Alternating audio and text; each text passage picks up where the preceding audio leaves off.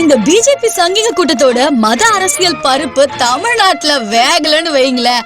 அடுத்ததா சங்கிங்க கையில எடுக்கிற ஆயுதம் எதுனா தமிழ் உலகத்தோட மூத்த மொழி அப்படின்ற உருட்டு. என்ன அப்படி பாக்குறீங்க? இதுல வெத்தலை பாக்கு போட்ட பொக்கவாய் கிழவி ராப் சாங் பாடுற மாதிரி மோடி சொல்ற திருக்குறளை கேட்கறதுக்கே தண்ணி ஃபேன் பேஸ் இருக்காங்க. Thousands of years ago,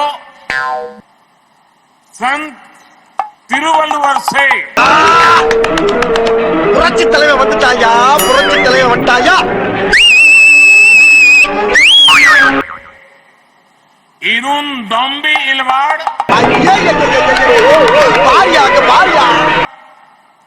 பதேல்லாம் விருந்தொம்பி வேடாண்மை செத்தர் போட்டு.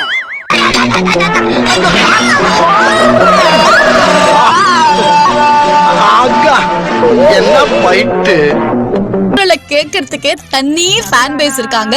ஆனா அந்த ஃபேன்ஸ் எல்லாருமே தமிழ் தெரியாத சங்கிங்களா தான் இருப்பாங்க. கண்டுபிடிக்கணும், அதான் பார்த்தாலே தெரியுது. பாஸ், நாங்க தான் மாறு வேஷத்துல இருக்கோமே. என்னடா மாறு வேஷம்? இதோ பாருங்க பாஸ், இங்க பாருங்க பாஸ். அட பாவிகளா.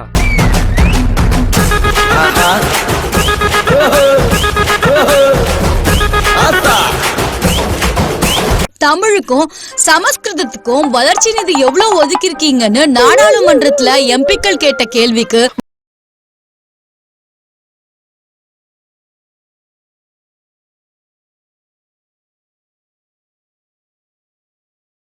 சமஸ்கிருதத்துக்கு 1487.83 கோடியும் தமிழுக்கு வெறும் 74 கோடியும் ஒதுக்கி இருக்க.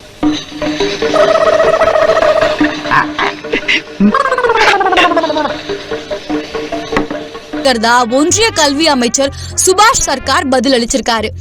8 கோடி பேர் பேசுற தமிழ் மொழிக்கு வெறும் 74 கோடியும். சண்டை படம் பிரிச்சுக்கணும். 2 நோட்டா கொடுங்க. டேய் 50 காசு இத வெச்சுன்னு ஒண்ணே ஒண்ணா கிடைக்கும். அவன் கிட்ட குத்த நெஞ்சிக்கா ஆடி கிடைக்கும். மந்திரம் ஓதுற மொழியான சமஸ்கிருதத்துக்கு 1487.83 கோடியா. நம்பர் 10 ஐயனார் வீதி அடையா. இதுக்கு முன்னால அந்த ஸ்ட்ரீட்ல கொலை ஏதாவது நடந்திருக்கா? இல்லையே. இனிமே கொலை விடும். அது சரி, நீங்க தமிழ் பேசுறதே மந்திரம் ஓதுற மாதிரி தான் இருக்கும்.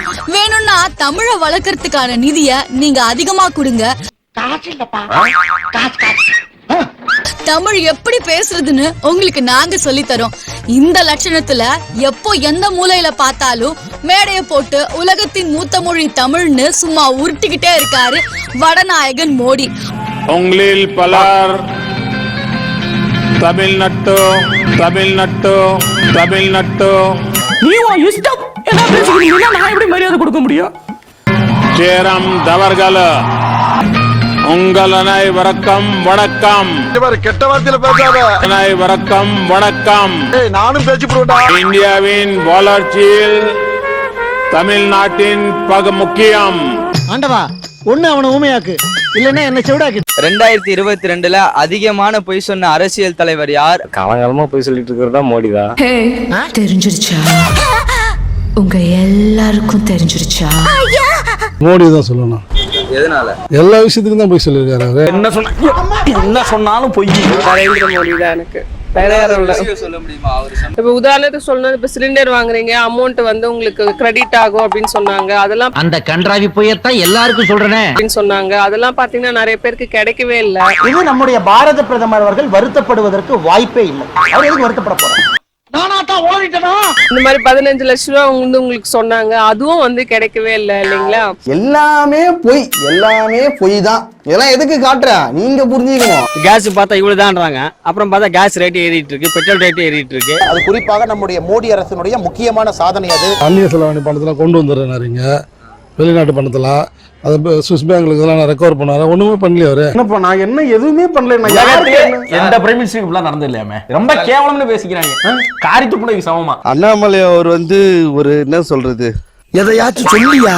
அடுத்த வாட்டி ஆட்சி அமைப்போன்னு அண்ணாமலை சொன்னார்ல, அதுதான் இருக்கிறதுல மிகப்பெரிய போய் 2023ல அதான் ட்ரெண்டிங். இந்தியா முன்னேறிடும் சொல்றாங்களா, அதே என்னால இப்ப வரைக்கும் நம்ப முடியல. அதுக்கான ஹோப் கொஞ்சம் கூட எங்கேயுமே இல்ல. ஏண்டா உனக்கு மூளை இருக்கா இல்லையாடா? அதான் ரக்கட் பாய். அப்ப மூளை இல்லங்கறியா?